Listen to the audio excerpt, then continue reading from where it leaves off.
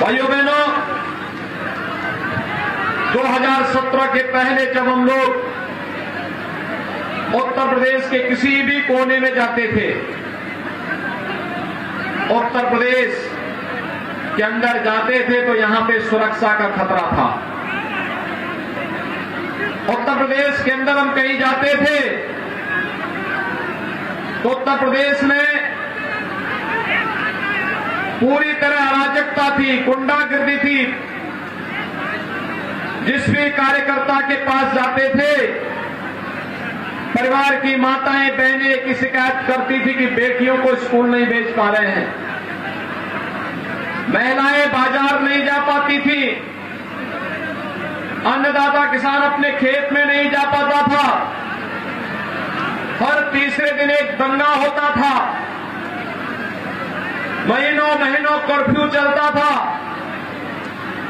बाजार में व्यापारी अपने व्यापार को सुरक्षित माहौल में नहीं कर पाता था, क्योंकि कब बमबाजी शुरू हो जाए, कब गैंगवार प्रारंभ हो जाए, इसके बारे में कुछ नहीं कहा जा सकता था। लेकिन भाइयों बहनों, 5 साल के बाद जब हम लोग आज आपके बीच में आए हैं, 5 साल पहले प्रधानमंत्री मोदी जी के आह्वान पर उत्तर प्रदेश की जनता जनार्दन ने भारतीय जनता पार्टी को प्रचंड बहुमत की सरकार दी थी, और 5 साल सत्ता में रहने के बाद जब अपना रिपोर्ट कार्ड लेकर के इस चुनाव में हम आपके बीच में आए हैं, आज मैं आपसे कह सकता हूं, इन 5 वर्षों में उत्तर प्रदेश में कोई दंगा नहीं हुआ, आज उत्तर प्रदेश में कोई कर्फ्यू नहीं है। भाइयों बहनों, जिन बाजारों में पहले बमबाजी होती थी, वहां पर बमबाजी भी नहीं, जहां कर्फ्यू लगता था, आज वहां कांवड़ यात्रा निकल रही है। जहां पर बमबाजी होती थी, आज भाइयों बहनों बमबाजी नहीं, आज हर हर बम बम का नारा लगाते हुए कांवड़ यात्री जब धूम धड़ाके के साथ निकलता है, पूरे उत्तर प्रदेश के अंदर शिव भक्तों की लहर, उत्तर प्रदेश के अंदर भक्ति का सा माहौल बना करके उत्तर प्रदेश के अंदर एक नई शक्ति का संचार करता हुआ दिखाई देता है। ये वही दंगाई कहां चले गए? उन्हें मालूम है कि आज उत्तर प्रदेश में दंगा करेंगे तो बाप दादों की सारी कमाई सरकार जब्त कर देगी और उल्टे जेल में अलग से जाना पड़ेगा। आज प्रदेश में दंगा नहीं होता, आज प्रदेश में शांति का माहौल है, प्रदेश विकास की नई ऊंचाइयों को छूता हुआ आगे बढ़ रहा है। प्रदेश में पर्व और त्योहार शांतिपूर्ण तरीके से मनाए जाते हैं। पहले होली और दीपावली आती थी, अंधेरा रहता था, बिजली की भी जाती हुआ करती थी,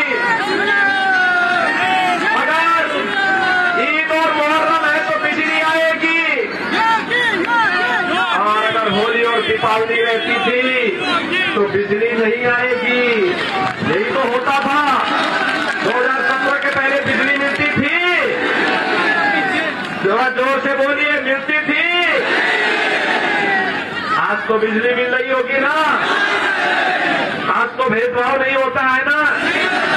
आज चाहे होली हो, दीपावली हो, ईद हो, मुहर्रम हो, क्रिसमस हो, 24 घंटे बिजली रहती है।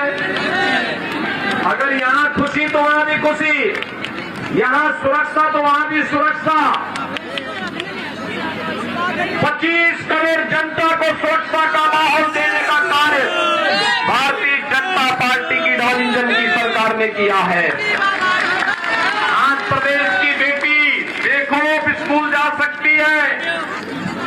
आज प्रदेश का व्यापारी प्रदेश के अंदर कहीं भी अपना व्यापार कर सकता है, उसको कोई भी न कोई धमकी दे सकता है, न उससे कोई गुंडा टैक्स वसूली कर सकता है, और हमारे नौजवानों की भविष्य के साथ भी कोई खिलवाड़ नहीं कर सकता है। पहले भाइयों समाजवादी पार्टी का कुनबा, चाचा भतीजे का कुनबा निकल पड़ता था अवैध वसूली में। नौजवानों को नौकरी नहीं मिलती थी, भर्ती के नाम पर घोटाला होता था, न्यायालय उस पर स्टे करता था, भर्ती फिर रद्द हो जाती थी। भाइयों बहनों, आज तो प्रदेश के अंदर 5 वर्ष में 5 लाख नौजवानों को सरकारी नौकरी दे दी। सुरक्षा का बेहतर वातावरण बनने के कारण आज प्रदेश के अंदर व्यापक पैमाने पे यहां पर आज कहीं कोई समस्या नहीं, निवेश हो रहा है और निवेश का प्रतिफल हमारे नौजवानों को रोजगार के रूप में हम सबको प्राप्त हो रहा है। आज प्रदेश के अंदर हर एक क्षेत्र में खुशहाली लाने का प्रयास हो रहा है और उस खुशहाली के माहौल में भाइयों बहनों, जब उत्तर प्रदेश विकास की एक नई रफ्तार को पकड़ रहा था, उसी समय कोरोना जैसी महामारी ने पूरी दुनिया को आ घेरा। कोरोना महामारी के कारण दुनिया के अंदर लाखों की संख्या में मौतें हुई। हर मौत हमारे लिए दुखद है, लेकिन भाइयों बहनों, प्रधानमंत्री मोदी जी के नेतृत्व में कोरोना प्रबंधन का बेहतर प्रयास किया गया। जीवन को भी और जीविका को भी बचाने का प्रयास हुआ और सबके बावजूद प्रयास किया गया कि फ्री में टेस्ट हो, फ्री में उपचार हो, हर व्यक्ति को फ्री में वैक्सीन भी मिले। कितने लोगों ने वैक्सीन ले ली है? सीतापुर में, सेवता में कितने लोगों ने वैक्सीन ली है? सड़क के इस पार आप सबको बहुत बहुत धन्यवाद, आपका अभिनंदन। भाइयों बहनों, ये वैक्सीन कोरोना के खिलाफ देश की लड़ाई का प्रतीक है। कोरोना की तीसरी वेव कब आई, कब चली गई, कोई पता नहीं। कारण है आपने वैक्सीन ले ली थी, कोरोना आपका बाल बाका नहीं कर पाया। भाइयों बहनों, जो लोग वैक्सीन के खिलाफ दुष्प्रचार करते थे, कहते थे ये मोदी वैक्सीन है, कहते थे भाजपा वैक्सीन है, आज उनको जवाब दीजिए। अपने वोट की चोट से उनको जोरदार तमाचा मारिए और बोलिए कि अगर भाजपा वैक्सीन और मोदी वैक्सीन से जान बची है तो वोट भी हमारा भाजपा को ही जाएगा। फर्क साफ है, याद करिए भाइयों बहनों, फर्क साफ है। 2017 के पहले जो सरकार थी उसकी संवेदना गांव के लिए नहीं थी, किसान के लिए नहीं थी, नौजवान के लिए नहीं थी, महिलाओं की सुरक्षा के लिए नहीं थी। भाइयों बहनों, उसकी संवेदना किसके प्रति थी? कल अहमदाबाद के एक न्यायालय के द्वारा उस आम फैसले से स्पष्ट हो जाता है, जिस फैसले में अहमदाबाद के सीरियल ब्लास्ट में दर्जनों लोग मारे गए थे और जो आतंकवादी उस घटना को अंजाम देने वाले थे उसमें से कुछ उत्तर प्रदेश के भी थे। उत्तर प्रदेश के आतंकवादियों में से आजमगढ़ का एक आतंकवादी, उसके पिता यानी उसके अब्बाजान समाजवादी पार्टी के प्रचारक हैं, यानी सपा का हाथ आतंकवादियों के साथ। तो जो आतंकवादियों के प्रति जिसकी संवेदना होगी, क्या आप उसको समर्थन करेंगे? आखिर समाजवादी पार्टी ने 2012 में क्या किया था?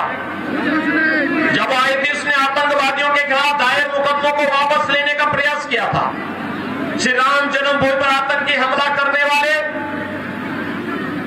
संकट मोचन मंदिर पर आतंकी हमला करने वाले, लखनऊ, अयोध्या और वाराणसी की कचहरियों पर आतंकी हमला करने वाले, बरेली और बिजनौर में आतंकी घटना को अंजाम देने वाले, गोरखपुर और कानपुर में सीरियल ब्लास्ट करने वाले जितने आतंकवादी थे, इन सभी के मुकदमों को वापस लेने का कुत्सित प्रयास समाजवादी पार्टी की तत्कालीन सरकार ने किया था। भाइयों बहनों, उनकी संवेदना आतंकवादियों के प्रति, लेकिन जब हमारी सरकार आई, हमने पहला फैसला किया था 86 लाख किसानों का 36,000 करोड़ रुपए के कर्ज माफी का।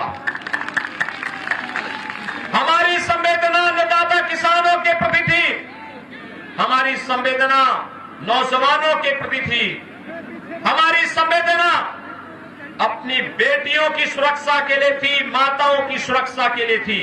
और यही कारण है कि आज प्रदेश की हर माता, हर बहन पार्टी लाइन से ऊपर उठकर, जाति मत और मजहब की लाइन से ऊपर उठ करके भारतीय जनता पार्टी के कमल के चुनाव चिन्ह पर भारी संख्या में मतदान कर रही है।